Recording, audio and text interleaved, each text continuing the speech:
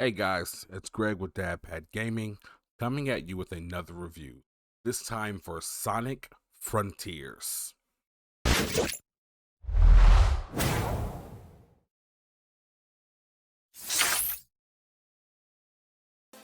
Alright, so let's get this out of the way first. This may or may not come to a surprise to you, but I am a lifelong Sonic the Hedgehog fan. My first console was the Sega Genesis, my first game was Sonic 2 and Sonic 1, and I have been a fan of Sonic ever since, and that is for better or worse. No, seriously, I bought a PS3 for Sonic the Hedgehog 06 and Metal Gear Solid 4 at a time that I was 16, 17, and PS3s were running for $600, so you can imagine. I'm a fan. I say all that to say this. Of course, I'm going to do my best to review this from as unbiased as a position as I can, but granted, Sonic the Hedgehog is the reason I became a gamer in the first place.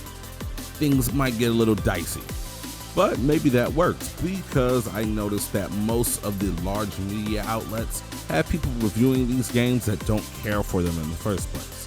So maybe this is a different type of bias than you're used to.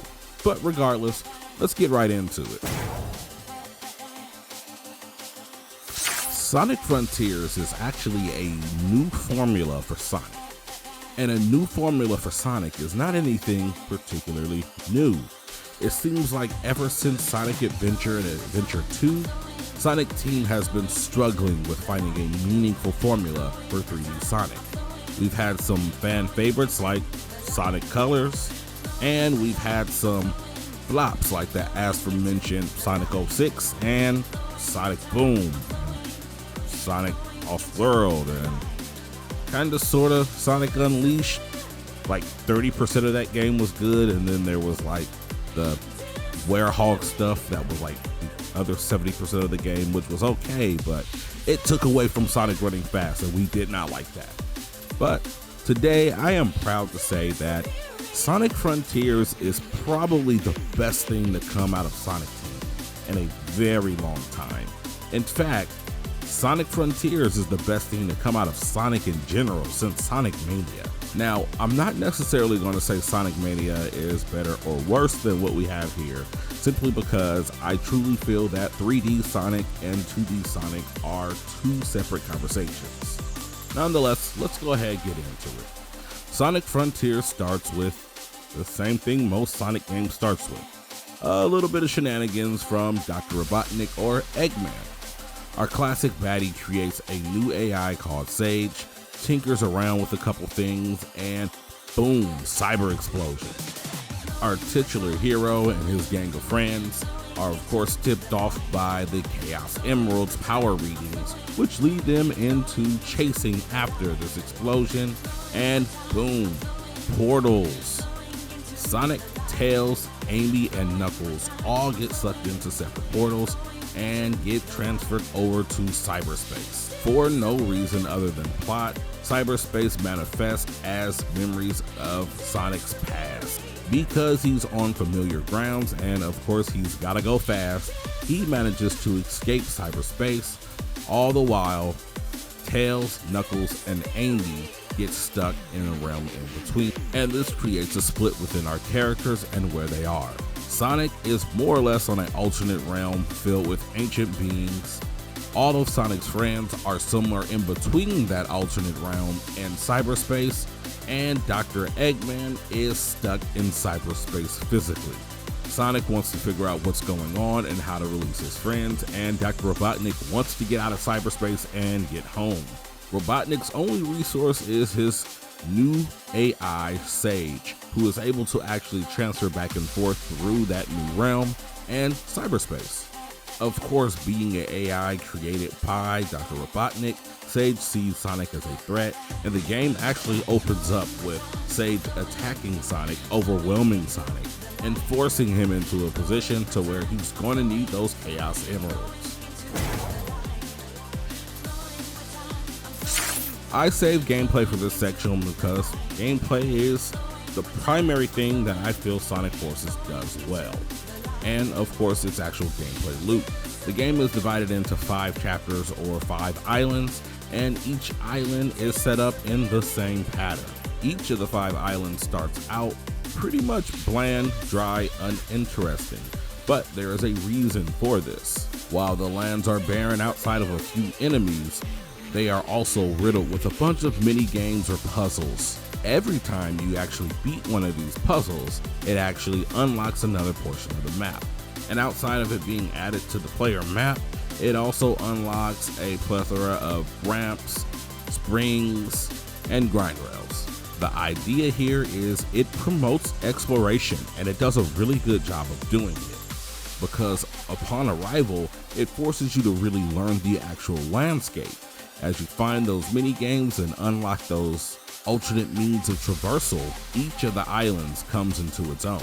And of course, this ties into the gameplay loop simply because the object of each island is to collect the Chaos Emeralds, to battle a giant monster called a Titan, and to unleash your friend from cyberspace. And the way this plays out is every island has its own specific memory item, which is a collectible tied to whichever one of your friends is stuck on that island. And that's why it's so important to actually unlock the map and the rails and the springs and everything that comes along with it, because these alternative routes of traversal actually open up paths to collect the collectibles needed to beat the game. But of course, memories are only one part of this collectathon. The other things that you need are gears, which you can get from defeating basic enemies, or you can defeat the guardians of each island, which are really big, really fun enemies that have cinematic routes to defeating them. So of course you collect those gears. The gears will actually in turn allow you to access cyberspace portals, which are pretty much just reskinned levels from Sonic Generations and other recent 3D games that have remade classic levels. But they're really fun, and because they're familiar, muscle memory kicks in and you really feel like you're at home here. The physics are a little bit different, so there is a challenge to getting used to them, and they all have the same 4 challenges. Find 5 red rings, time attack, win the level, and win the level with a particular amount of rings. And I had a blast running through each of these levels multiple times, trying to lock in a S-rank time attack for each one. And it's actually important that you hit each of these goals, because each goal yields a key, and you use those keys to unlock the Chaos Emeralds on each island. And that's honestly how the gameplay loop works. One reward leads to another reward, which leads to another level, which leads to another reward, which leads to a boss battle. And it's kind of addicting. Most of the times I sat down with Sonic Frontiers, it was not for a quick 30-minute play. It was honestly for a 3 to 5 hour play. And a lot of that was because Sonic Frontiers always manages to have a carrot at the end of the stick. I could not control myself. Too many times I found myself saying, I'm only 2 memories away from unlocking the next cutscene with Tails. Or, oh, I'm so close to that S rank, let's try one more time. It truly is a really fun experience. And the story and character moments are surprisingly good. From what I see, they tapped into a guy named Ian Flynn, who's been writing Archie Sonic comics for years. And his passion for Sonic truly shows. Interactions between Sonic and Amy, Tails and Knuckles are all very unique, and they don't hesitate to make callbacks to previous games. It was really cool seeing Sonic and Knuckles have conversations that made callbacks to the first time they met each other in Sonic 3, or even Sonic and Tails reminiscing on times they had during Sonic Adventure. And it was really cool to see, because in this game, you don't really get the same Sonic and friends that you're used to. These guys definitely show that they've been around the block once or twice, they've experienced a lot of things, and they are veterans when it comes to saving the world. They're not the silly, goofy counterparts that you've seen in a lot of the other Sonic games and shows as of late. Tone-wise, I would honestly compare it to Sonic Adventure 1, just without any of the really bad sound mixing and cheesy voice acting.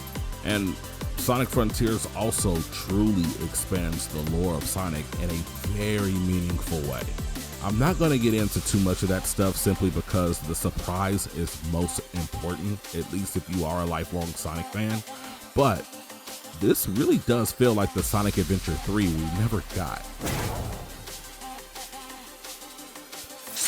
But of course, I cannot continue to sing the praises of Sonic Frontiers because, as always, it's not a perfect game. But let's address the elephant in the room first.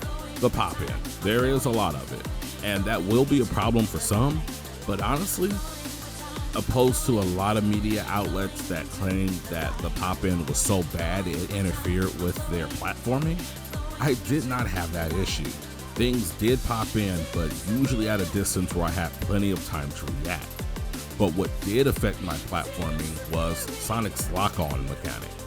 The issue is, unless what you're trying to lock onto is in the very center of the camera in front of you, Sonic will not attack or homing attack it. Even if you turn Sonic around to face towards the TV screen and the item is towards the TV screen and you try to homing attack, it will not work.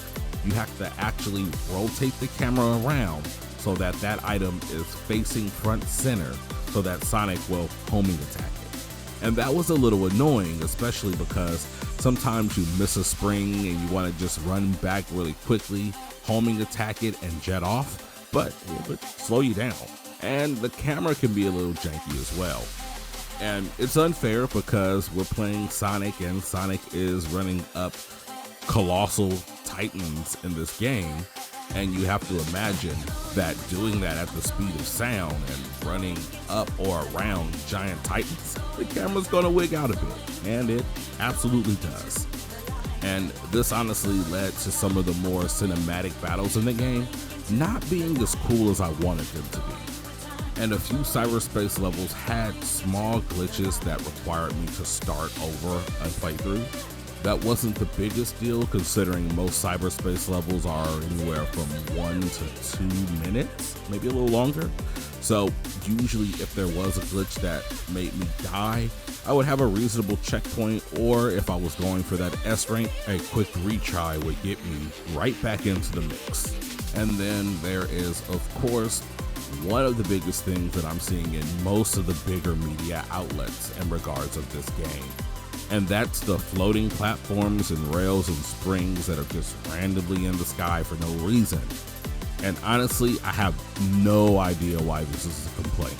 Sonic does it, Mario does it, Crash Bandicoot does it, Kirby does it, Celeste does it.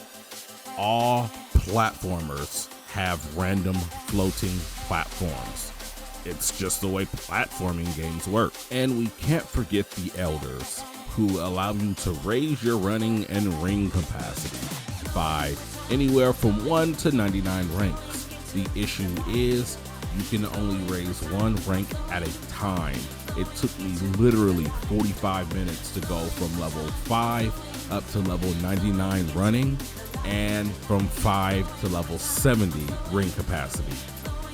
It should be fixed. And here's a bonus that's both good and bad at the same time. Sonic Frontiers fixes the supersonic problem. Well, what's the supersonic problem, you ask? There are two types of supersonics. There is supersonic that is a narrative device that you play with once for one mediocre gameplay moment where the music and the hype of the story carry out that moment and make it pretty awesome. And then there is the 2D approach to supersonic, which is usually unlocking him as a secret character and then using him to completely break the game the rest of the way through. And that creates a problem where each Sonic game either has too much supersonic or not enough. Sonic Frontiers fixes this problem by capping off each of the islands with a supersonic battle against a boss. But the gameplay is mediocre, and it is carried on by the hype of the anime-esque inspirations that it draws and the music that accompanies these moments.